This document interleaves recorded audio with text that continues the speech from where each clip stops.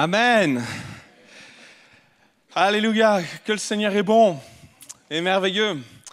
Il y a des années de ça, j'étais encore au collège et notre collège avait l'habitude d'organiser des courses, des crosses.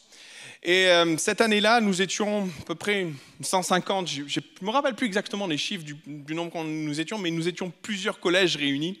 Et il y avait une course qui était organisée, un cross, et au travers d'un beau parcours avec des montées, des descentes, des chemins de terre, tout ce qu'il faut pour faire un beau cross. Et vraiment, je me sentais bien, je n'étais pas mauvais en plus dans cette discipline. Et je me rappelle de cette course très bien, je vais vous la décrire pendant quelques instants.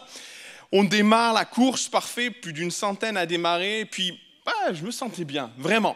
Et je commence à courir, j'avance assez rapidement, je dépasse certains de mes concurrents, parce que c'est une course. Je dépasse certains de mes concurrents, j'arrive, et puis à un moment donné, au fur et à mesure de la course, on se retrouve à 4 ou 5 et on continue à courir ensemble.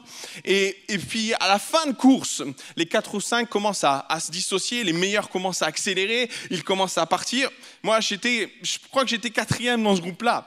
Et je commence à les suivre et j'arrive près de la ligne d'arrivée, je vois les 4, ceux qui sont avant moi arriver, ils passent la ligne d'arrivée, moi j'arrive derrière, et puis au dernier moment, avant d'arriver sur la ligne d'arrivée, je jette un coup d'œil en arrière, je regarde ce qui se passe, pour voir si ceux qui me poursuivent sont là, pour me rassurer et me dire c'est bon Pierre, tu vas y arriver tranquille, et je regarde en arrière, et au moment où je regarde en arrière, je reviens sur le devant, mais je ne me suis pas aperçu d'une chose, c'est que je suis en train de louper le couloir d'arrivée. Et donc, je regarde en arrière, je regarde ce qui se passe. Je me dis, c'est bon, j'ai le temps et tout. J'arrive, seulement, je loupe le couloir d'arrivée et je m'arrête au niveau de la ligne d'arrivée sans la traverser.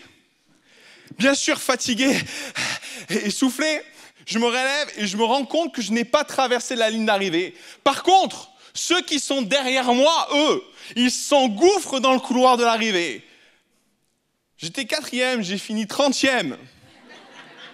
Parce que le temps que je me réveille et que je comprenne que je n'ai pas franchi la ligne d'arrivée, oui, j'ai fait marche arrière, j'ai repris le couloir, seulement dans le couloir, ils étaient plus 3 ou 4, ils étaient 25, 30. Quelle déception ce jour-là. Je me rappelle même en avoir pleuré parce que vous faites une course et puis vous êtes bien, vous sentez que vous êtes 4e et vous finissez 30e. Seigneur. Cette histoire n'est pas sans me faire penser à une histoire de l'apôtre Paul.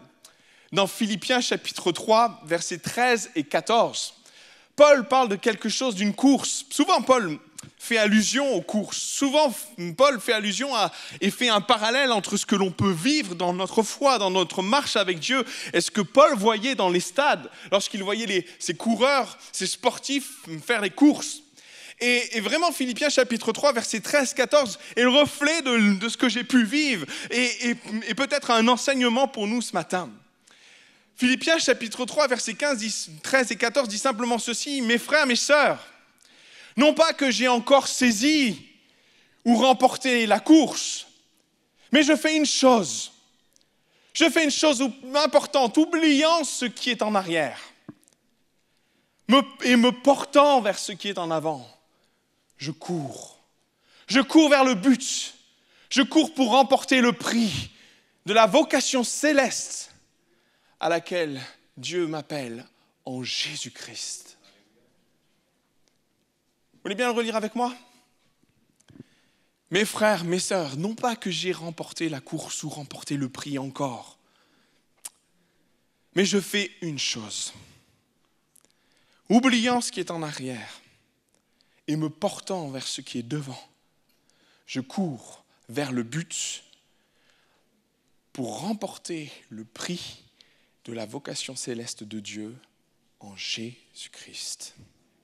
Amen. Je cours. Et vraiment, ce matin, j'aimerais partager avec vous cette pensée. Et je disais tout à l'heure simplement, et si vous lisez quelques versets plus loin, le verset 17, Paul dit ceci: « Soyez mes imitateurs. » Alors soyons les imitateurs de Paul. Soyons les imitateurs de Paul qui nous invitent à oublier ce qui est en arrière, à nous porter vers ce qui est en avant et de courir après le prix. Et vraiment, justement, c'est très intéressant de pouvoir considérer les paroles même et de les saisir dans nos propres vies. Considérer ce que Paul a voulu dire. Et c'est vrai que le premier mot qui me vient à l'esprit, qui m'a interpellé lorsque j'étudiais ce texte, c'est « oubliant ce qui est en arrière ».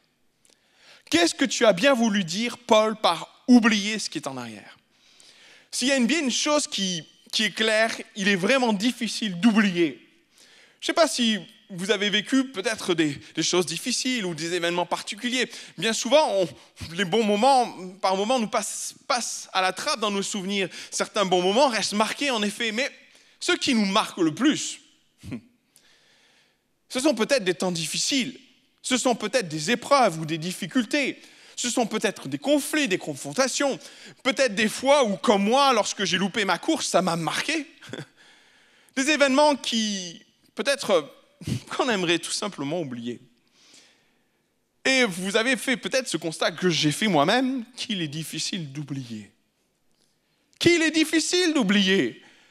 Et quand Paul nous dit d'oublier, Seigneur, c'est pas comme si on avait un interrupteur sous la main, clac, clac, switch off, et au moment où on appuie off, nos souvenirs s'effacent. Non, c'est bien plus compliqué que ça. Et qui plus est, lorsqu'on lit le texte, et peut-être je vous inviterai à le faire, et Philippiens chapitre 3, quelques versets avant, lorsque nous lisons le texte, nous sommes surpris de voir ce Paul qui nous dit d'oublier, se mettre à nous rappeler son passé. Oh, Paul, qu'est-ce que tu fais ? D'un côté, tu nous dis d'oublier, et puis de l'autre, tu prends plaisir à nous rappeler les choses. Regardez tout simplement, et vous allez faire le constat avec moi. Au verset 4 ou au verset 5, « Moi, circoncis le 8e jour de la race d'Israël, de la tribu de Benjamin, hébreu né d'hébreu, quant à la loi, pharisien, quant aux zèles persécuteurs de l'Église, irréprochable, à l'égard de la justice et de la loi. » Paul rentre dans les détails de son passé, disant qu'il est lui-même fils d'hébreu, lui-même pharisien, enseigné comme pharisien. Et dans bien d'autres détails, il précise d'autres choses, qu'il a été enseigné au pied de Gamaliel, qu'il a fait une formation particulière, qu'il est lui-même romain. Il prend le temps d'expliquer les choses et rentrer dans le détail de son passé. Et quelques versets plus loin, Paul nous dit l'inverse, complètement le contraire. Oubliez ce qui est en arrière. Oh Paul, que fais-tu ? Qu'est-ce qui se passe ? Tu nous dis d'oublier et en même temps, dans le même passage, toi, tu n'as rien oublié, Paul. Je disais tout à l'heure, c'est un petit peu l'hôpital qui se fout de la charité. Excusez-moi. C'est peut-être, Paul est peut-être du genre à dire et à faire tout simplement la chose suivante. Faites ce que je dis et ne faites pas ce que je fais. La vérité, c'est que Paul veut nous amener à comprendre autre chose. Parce que vous en convenez comme moi, oublier combien c'est difficile. On n'est pas en maîtrise de notre mémoire. Je sais et je connais, peut-être vous êtes au courant, certains mécanismes psychologiques se mettent en place par moments pour nous faire oublier les choses. Mais dans la grande généralité des choses et des cas, tout reste gravé. Alors, qu'est-ce que Paul a voulu dire par oublier ? On pourrait peut-être penser qu'oublier est associé au fait de fuir, ce qu'on appelle la fuite en avant. Finalement, on pourrait se dire quelque part qu'en fuyant, on pourrait peut-être quelque part se mettre à distance de nos souvenirs, à distance de ce qui nous a marqué, à distance de ce qui nous a posé problème. Parce que voyez-vous, l'être humain est fait de cette façon-là. Quand quelque chose nous a marqué, quand quelque chose nous a blessés, quand quelque chose peut-être même dont on a honte, ce n'est pas forcément quelque chose qu'on va mettre en avant dans nos vies. Ce n'est pas forcément quelque chose qu'on va revendiquer. Ah tiens, il y a pas mal de temps, j'ai une honte gigantesque. Non. Généralement, qu'est-ce qu'on fait ? On nie.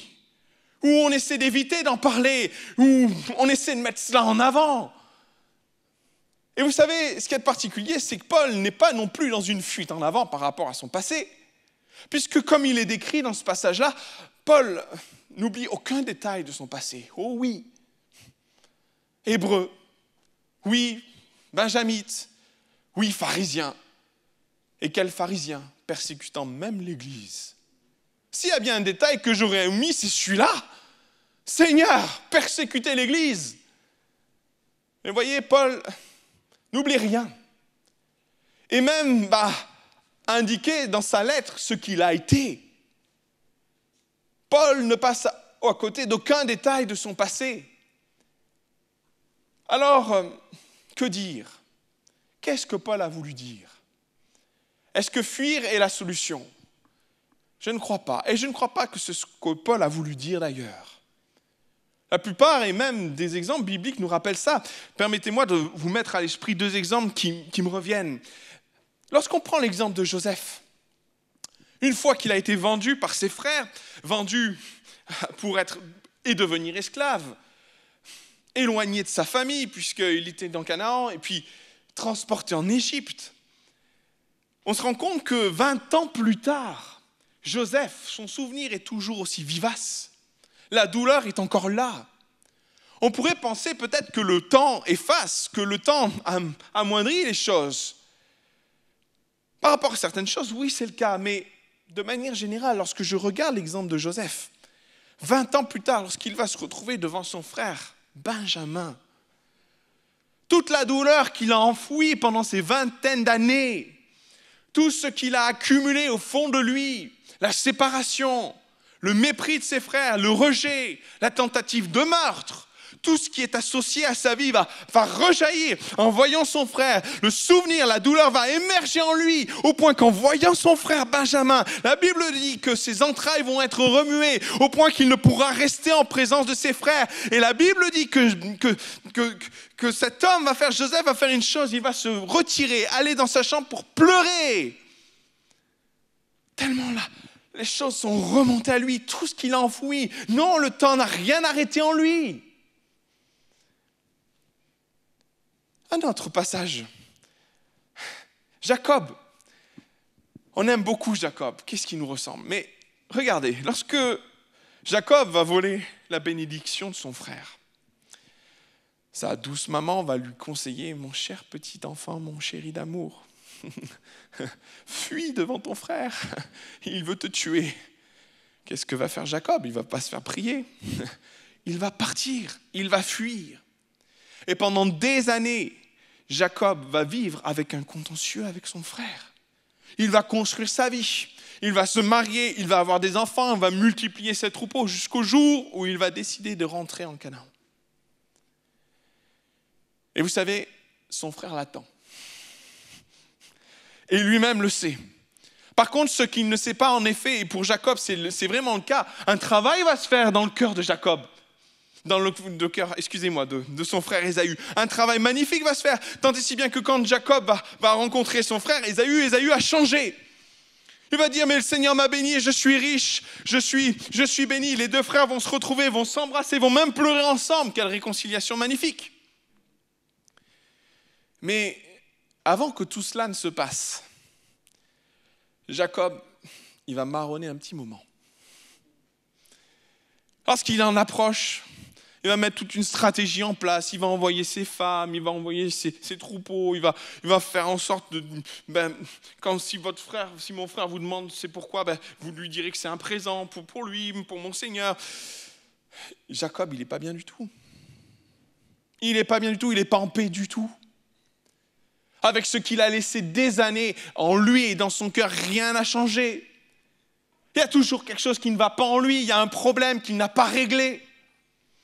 Et au lieu de venir en paix, retourner en paix chez lui, il a la peur au ventre de ce que son frère va faire. D'autant qu'il n'y a rien pour le rassurer en soi, parce que son frère l'attend avec une centaine de gars là. Et il se dit quelque part: waouh, il y a le comité d'accueil. Oui, exactement. Heureusement pour Jacob, le temps va faire son travail dans le cœur d'Ésaü. Et quand les deux frères vont se retrouver, il va se passer quelque chose d'incroyable. Ils vont se réconcilier. Mais pour autant, Jacob a fui et a maintenu sur sa vie un problème pendant des années et des années et des années. Et il y a une chose remarquable, c'est que lorsque Jacob va affronter Dieu, vous connaissez ce passage, il va se confronter à Dieu, Dieu va lui donner un nom, va lui donner un nouveau nom, Israël.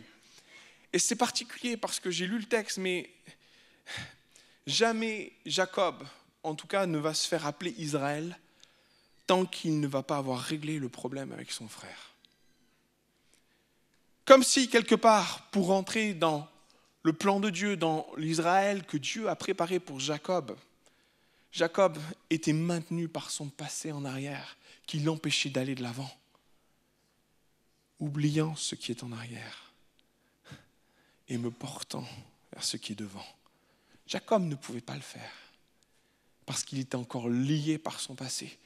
Et c'est une fois la rencontre faite avec son frère, c'est une fois que le problème est réglé, que les choses se mettent en place et qu'il est en paix avec lui. C'est alors qu'il va bâtir un autel où il va s'appeler lui-même Israël. Il y a des années de ça, j'avais un de mes amis d'école du dimanche, on a fréquenté l'école du dimanche ensemble et on a grandi plus ou moins ensemble et on n'a pas eu les mêmes trajectoires. Par la grâce de Dieu, je dis ça comme ça, mais je suis resté dans l'église. Et puis lui, à l'âge de l'adolescence, il a quitté l'église et il est allé loin dans ce que je pourrais dire dans la vie du monde, et de ce que le monde pouvait lui offrir. Allant même jusqu'à, quelque part, être en contact avec des personnes vendant de la drogue.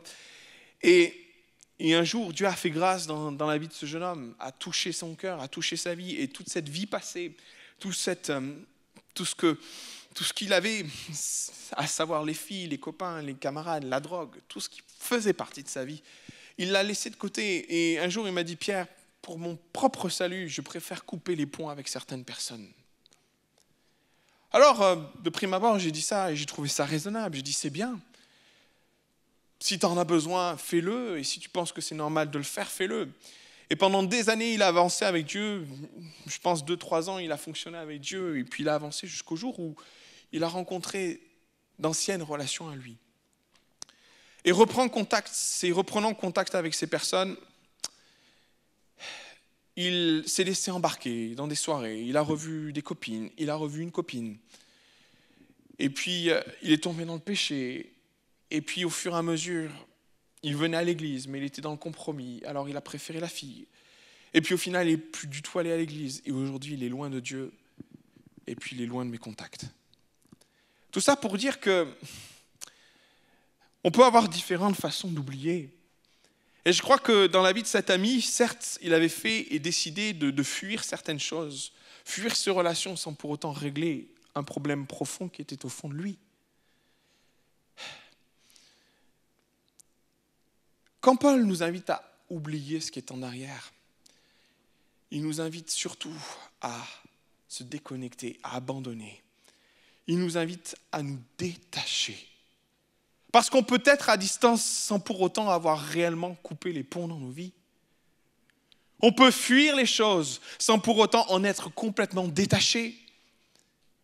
À l'exemple de Jacob ou même à l'exemple de Joseph, qui ont laissé le temps s'espacer entre le moment où ils ont vécu ce qu'ils ont vécu et le moment où Dieu permet que les choses remontent en surface dans leur vie. C'est pas réglé. Et pour mon ami, sans doute qu'il avait mis les distances avec ses relations, mais pour autant dans son cœur, c'était pas réglé. Tant et si bien que lorsqu'il rentre en contact avec ses relations, du fait que ce n'est pas réglé, du fait qu'il n'a pas mis la distance dans son cœur et qu'il ne s'est pas séparé spirituellement de cela, il était encore lié. Personnellement, je crois que c'est ce que Paul veut nous dire lorsqu'il nous dit « oubliant ce qui est en arrière ». Il ne nous appelle pas à l'amnésie, il ne nous appelle pas à oublier notre passé, mais il nous appelle à nous en détacher, à nous en libérer. Parce que c'est là la vraie liberté à laquelle Paul nous appelle. C'est là ce que Paul veut voir dans nos vies, c'est ce qu'il veut voir germer dans nos cœurs. La vraie liberté, c'est en être complètement détaché. Paul, d'ailleurs, dans cet épître, au chapitre 3, on a partagé, lorsqu'il mentionne les différents éléments de sa vie, il les met exprès en avant pour dire qu'il en est affranchi, libéré. D'ailleurs, lorsqu'il parle de sa vie passée, lorsqu'il parle du fait qu'il était pharisien, lorsqu'il parle de son implication dans la religion, il dit « je regarde tout ça comme de la boue ». Ce n'est plus moi tout ça, il en est détaché. Il s'est mis à distance de tout ça, il en est affranchi. On pourrait discerner et voir différents aspects de ce que peut être oublié comme Paul l'entend. Lorsque lui-même fait la description de son passé, lui-même pharisien, lui-même persécuteur de l'Église, on pourrait en tirer des enseignements pour nous. Je pourrais rentrer dans le détail de ce que Paul va dire à un moment donné. Il va dire, je suis hébreu, né d'hébreu, pharisien, persécutant l'Église. Vous savez, Paul a grandi dans un contexte particulier. Il a été formé dans une branche extrémiste. Il a travaillé et il a été enseigné auprès d'enseignants de qualité. Et c'était un homme qui a été plongé dans le judaïsme depuis son enfance. Et vous savez, je trouve miraculeux que Paul puisse en sortir comme il en est sorti, parce que pour moi, Paul, c'est le champion de la liberté. C'est le protecteur de la liberté en Christ dans l'Église. Et voyez le parallèle qu'on peut faire entre la vie de Paul, son passé, et ce qu'il est devenu. Paul, dans les épîtres à Galates, combat ce qu'il appelle lui-même les faux frères. C'est-à-dire des personnes qui ont un pied dans le judaïsme et un pied dans le christianisme. On pourrait se dire que Paul aurait pu très bien faire partie de ces personnes-là, tellement il a été imprégné de la religion juive. On pourrait se dire qu'à un moment donné, ça aurait pu ressortir dans son comportement, dans son enseignement, dans son attitude, dans ce qu'il a communiqué et partagé aux églises. Mais ce que j'aime chez Paul, c'est que rien de tout cela paraît. Paul est libéré de l'influence du judaïsme, libéré de l'influence du radicalisme, libéré de tout ce qui aurait pu l'entraver dans son ministère, au point qu'il en est devenu le champion de la liberté en Christ. C'est lui-même qui écrit dans Galates chapitre 5, c'est pour la liberté que Christ vous a affranchi. Moi, je suis émerveillé de voir la transformation que Dieu va faire, parce qu'il n'est pas sous influence de son passé. Lorsqu'il regarde à son passé, lorsqu'il regarde au judaïsme, à l'enseignement qui était associé, Paul va mettre en pratique ce qu'il dit. Oubliant ce qui est en arrière, je me porte en avant. Et qu'est-ce qui est en avant? La grâce de Dieu. Oui, oubliant ce qui est en arrière, Paul a fait la part des choses et il a plongé dans la grâce de Dieu. Oh! Plus de légalisme, il en était affranchi. Et il le dit même à l'église, si Christ vous a affranchi, c'est pour la liberté. Alors, ne retombez pas dans le piège de quelque esclavage. Entre guillemets, le légalisme, la religiosité. Oui, voyez, Paul n'était pas sous influence de son passé. Au contraire, il a abondamment plongé dans la grâce de Dieu. Je pourrais prendre un autre exemple de Paul lié à son histoire. Lorsque Paul dit tout simplement « J'ai persécuté l'Église ». Paul a vécu quelque chose de remarquable dans sa vie. Il va être touché par la grâce. Et alors qu'un jour, il montait pour persécuter, le lendemain, il est touché par l'amour de Dieu. Quelques jours après, il va aller prêcher dans les églises. Jusqu'au jour, et je crois qu'à un moment donné dans la vie de Paul, ça a dû tilter en lui, jusqu'au jour où, voulant rencontrer les disciples, ça va coincer, parce que les disciples, ils avaient peur de Paul. Ou en tout cas, ils avaient peur de Saul de Tarse. Et je peux vous dire que Paul, sans doute, a dû percevoir ça de la façon suivante. Il est dans la grâce de Dieu, il est dans la plénitude de Dieu. À un moment, il dit « Waouh, je vais pouvoir rencontrer les apôtres, ceux qui ont rencontré le Maître, qui ont rencontré Jésus, qui ont partagé sa vie pendant 3 ans. » Et là, personne ne veut le voir. Il y en a un qui va vouloir le voir. Vous savez ce qu'il va renvoyer à Paul? Ce qui va lui renvoyer, lui être renvoyé? Paul, tu as persécuté l'Église. Tu as fait du mal au peuple de Dieu. Tu l'as blessé, tu l'as meurtri. Tu étais d'accord, et tu as été d'accord pour l'assassinat d'Étienne. Tu montais à Damas pour décimer les chrétiens. Waouh. Vous savez, je pense que le ministère de Paul, à ce moment-là, waouh. Vous savez, beaucoup de chrétiens peuvent vivre dans le même sentiment que Paul, vivre à un moment donné qu'a pu vivre Paul, la culpabilité.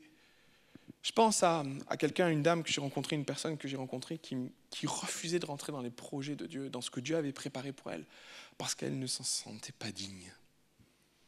Ouais, elle ne se sentait pas digne. Et lorsque un jour je discutais avec elle, elle me faisait part de sa frustration en me disant « Mais Pierre, j'aimerais louer le Seigneur. » Je lui dis « Mais qu'est-ce qui t'en empêche ?»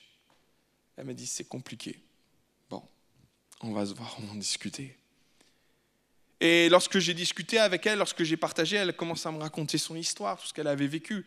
Et en effet, c'était lourd.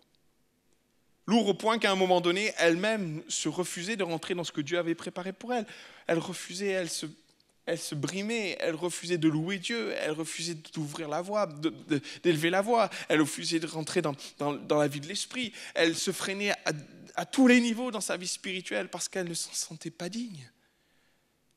D'ailleurs, on retrouve une approche de Paul un petit peu du même genre, lorsqu'à un moment donné, dans Corinthiens, Paul dit « Je ne suis pas digne d'être appelé apôtre. Je suis le moindre d'entre eux parce que j'ai persécuté l'Église. » Mais si Paul en restait là, il n'aurait jamais rien fait de sa vie. Mais Paul va dire, et le verset qui suit dit ceci, « Mais je suis ce que je suis par la grâce de Dieu. » À la culpabilité, Paul répond une chose très vraie. Et il répond cela, mais ce que je suis, c'est la grâce de Dieu. Ce n'est pas par ma volonté ou parce que j'ai pu faire ou parce que mon passé est comme ça. Non, je suis une créature nouvelle en Christ. Et quand Paul dit oubliant ce qui est en arrière, il y a certainement dans son esprit une partie qui dit j'oublie aussi la culpabilité qui est en lien avec mon passé. Parce que cette culpabilité peut m'empêcher d'avancer.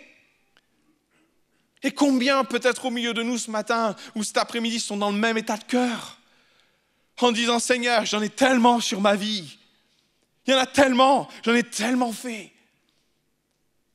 Est-ce que tu peux encore prendre plaisir à te servir de moi? Vous savez, il y a une chose qui est glorieuse dans les Écritures, c'est que il y a un paquet de serviteurs de Dieu qui peuvent rougir de leur passé, de prophètes, d'hommes de Dieu qui pourraient rougir de ce qu'ils ont fait. Je pense à Moïse. Alors on voit Moïse en face de la mer Rouge, mais on oublie qu'avant de commencer son ministère, Moïse a tué un homme. On parle de Paul, mais lorsqu'on lit les Actes des Apôtres, Actes chapitre 9, dans les premiers versets, il nous est dit que Paul sentait encore la menace et le meurtre sur sa vie. Voilà, c'est une jolie carte de visite. Mais vous savez quoi, la grâce de Dieu va surabonder dans la vie de ces hommes, au point qu'ils vont en être des instruments de puissance, oubliant ce qui est en arrière. Je me porte sur ce qui est devant moi et je cours vers le but pour remporter le prix de la céleste vocation de Dieu en Jésus-Christ. Je voudrais juste terminer par une autre chose qui me paraît importante. Tout à l'heure, je parlais de Joseph, de son contexte, de ce qu'il a vécu, de ce qu'il a vu, ressenti. À un moment donné, lorsque Joseph va se retrouver en face de ses frères, je peux vous dire une chose, c'est que si nous savons la suite et nous connaissons l'arrière-plan et la pensée de Joseph, si nous nous positionnons à la place des 11 frères qui sont devant lui et des 10 en particulier qui l'ont trahi, j'en mènerai pas très large. Je me dirais au fond de moi, qu'est-ce que Joseph va faire de nous? Est-ce qu'il va se venger? Parce qu'il aurait très bien pu se venger. Rien ne l'empêchait. Ils étaient à la merci de Joseph. Et ce que j'aime vraiment dans ce passage, c'est que voilà ce que j'appelle oubliant ce qui est en arrière. Joseph va pardonner. Il va pardonner.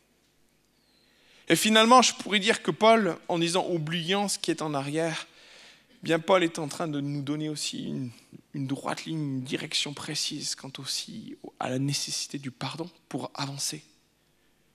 Oublier ce qui est en arrière, c'est aussi pardonner. Et ce que j'aime dans l'attitude de Joseph, c'est qu'à un moment donné, on arrive à un point culminant dans la Genèse où à un moment donné, il se retrouve avec ses frères. Et la Bible nous dit qu'il ne peut plus retenir ce qu'il y a dans son cœur. Alors au point qu'il va dire à ses serviteurs de quitter la maison. Et lorsque les serviteurs vont quitter la maison, il nous est dit que Joseph va crier « Je suis Joseph, votre frère !» Il va crier tellement fort que ses serviteurs vont l'entendre, que même la maison de Pharaon va l'entendre. comme un cri de son cœur, de dire « Je veux oublier ». Je veux oublier ce que vous m'avez fait. Je veux oublier ce que vous m'avez fait subir. Je veux oublier le fait de m'avoir rejeté, de m'avoir jeté dans un puits, de m'avoir vendu. Je veux oublier parce que la grâce de Dieu a surabondé. Je veux oublier parce que j'ai besoin d'aller de l'avant. Parce que j'ai besoin que ma vie n'en reste pas là. C'est surprenant de constater que par moments, lorsque des circonstances comme ça dans notre passé est présente, tant que ces choses-là ne sont pas réglées, on a l'impression d'être attaché. On a la volonté d'aller de l'avant. On a la volonté de franchir les étapes. On a envie de la volonté de faire comme Paul le dit, et me portant vers l'avant. Mais on a comme quelque chose qui nous tire en arrière. Et au lieu d'y aller et de se réjouir du projet de Dieu dans nos vies, on n'avance pas. On est maintenu assujetti. Joseph va oublier. Il va se détacher. Il va se libérer émotionnellement de son passé. Il va s'affranchir de ce qu'il a vécu. Il va décider. Il va faire comme Paul le dit, oubliant ce qui est en arrière. C'est un choix. Alors vous allez me dire, oui, et je l'ai dit déjà tout à l'heure, on ne peut pas oublier. Mais il y a une prise de position qui t'appartient ce matin de dire, j'oublie. Je veux oublier. Je veux suivre l'exemple de Paul qui me dit, oubliant ce qui est en arrière. Et je laisserai la grâce de Dieu faire dans ma vie. Parce que oublier, comme je l'entends, se détacher émotionnellement, arriver à aller de l'avant malgré tout, à franchir les étapes et à progresser, c'est un miracle divin. Mais il commence par celui qui dit « je veux oublier ». Je voudrais inviter les musiciens à s'approcher. On va prier quelques instants, vous voulez bien.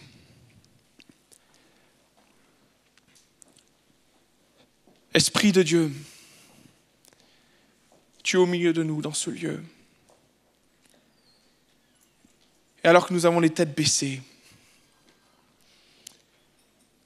Saint-Esprit, je t'invite à travailler dans les cœurs.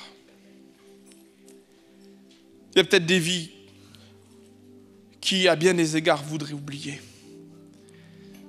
et qui ne peuvent pas. Seigneur, viens à leur secours. Il y a peut-être des personnes qui refusent d'oublier, comme une position, comme une volonté de maintenir certaines choses de leur passé. Dieu t'appelle ce matin à oublier. Dissocie-toi de ça. Dissocie-toi de ce fardeau, de ce qui t'empêche d'avancer ce matin encore. Dans ton cœur, il y a des choses que tu maintiens en état, justement pour ne pas oublier. Tu l'as même dit dans ton cœur, je ne veux pas oublier. Oui, seulement c'est en train de te miner, c'est en train de te détruire. Et au lieu de rentrer dans le plan que Dieu a pour ta vie, tu es maintenu en arrière. Oh, tu souhaiterais, comme Paul le dit, te porter en avant et vivre les choses à laquelle Dieu t'appelle. Seulement voilà, tu es retenu en arrière. Tu refuses d'oublier. Tu voudrais oublier. Ce matin, dans tous les cas, tu as besoin de la grâce de Dieu. Tu as besoin aussi que Dieu t'aide à te positionner et être à l'exemple de Paul. Je fais une chose, oubliant ce qui est en arrière et me portant vers ce qui est devant. Seigneur, je cours vers le but pour remporter le prix de la vocation céleste en Jésus-Christ. Ce matin, ma prière, c'est que Dieu vienne poser son baume sur ta vie. Ma prière, c'est que tu sortes de ce lieu en ayant oublié. Alors ce n'est pas une fuite. Non, on a vu que la fuite en avant ne servait à rien. Ça nous rattrape à un moment donné dans nos vies. Ça ressurgit. Mais ce à quoi Dieu t'appelle ce matin, c'est à oublier, te détacher. Ne pas être plus être en lien avec ton passé, ne plus être assujetti à celui-là, ne plus être sous l'influence de ton passé, ne plus être lié à celui-ci dans tes décisions et dans tes choix de vie, dans les directions que tu prends. L'arrière, ce qui est derrière toi, a encore trop d'impact sur ton présent. Paul t'invite à oublier. Choisis de dire « j'oublie » pour avancer. Oubliant ce qui est en arrière et me portant vers ce qui est devant, je cours vers le prix. Saint-Esprit, tu es au milieu de nous. Et ce matin, alors que nous avons les têtes baissées, j'aimerais faire un appel, un court appel. Mais si je peux prier pour vous et avec vous, j'aimerais vous inviter à vous lever premièrement. Et signifier par cette prise de position en vous levant, vous êtes en train de dire à Dieu, je veux oublier. Je veux oublier. Je veux oublier ce qui est en arrière, Seigneur. Je veux oublier ce qui fait la guerre à mon âme dans mon présent. Oublier le sentiment de culpabilité. Oublier le mal qu'on m'a fait. Oublier ce qui peut m'empêcher spirituellement d'avancer. Parce que j'ai mis des freins, parce que j'ai une nostalgie, parce qu'il y a des choses que je refuse d'abandonner dans mon cœur. Des choses qui ne sont pas à la gloire de Dieu, mais qui sont encore présentes au fond de toi et que tu conserves au fond de toi. Oublie. Dis au Seigneur de t'en détacher ce matin. Lève-toi, prends position. Oubliant ce qui est en arrière. Coupe les liens. Coupe ce qui te maintient encore. Et rentre dans le projet de Dieu. Oubliant ce qui est en arrière et me portant vers ce qui est devant. Je cours vers le prix. Seigneur, tu vois toutes les personnes qui se sont levées ce matin. Seigneur Jésus, j'aimerais vous inviter à faire un pas de plus. On a un peu de temps ce matin, j'aimerais vous inviter à vous approcher. Approchez-vous, venez, on va prier ensemble.